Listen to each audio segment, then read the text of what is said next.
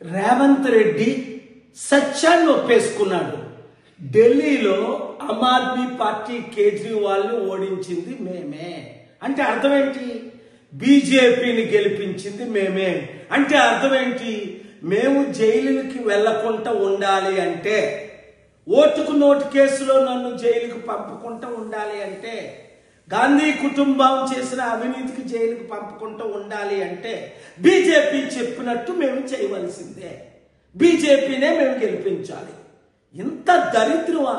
ఒక national party అయి ఉండి 55 సంవత్సరాలు ఈ దేశాన్ని ఏలి మోదీకి, ఆర్ఎస్ఎస్కి, బీజేపీ తొత్తులైన ఈ కాంగ్రెస్ పార్టీని తెలంగాణ రాబోయే సర్పంచుల ఎలక్షన్లో, దేశంలో ఉన్న ప్రతి ఎలక్షన్లో చిత్తుగా ఓడించి మన ప్రజాశాంతి పార్టీ మోదీని ఢీకొనగలదు, అన్ని పార్టీల్ని ఢీకొనగలదు. కనుక రండి, కదిలి రండి బీసీ, ఎస్సీ, ఎస్టీలారా, మోసపోకండి. ఈ సత్యాన్ని అందరికీ ప్రకటించండి, చూపించండి. Thank you very much.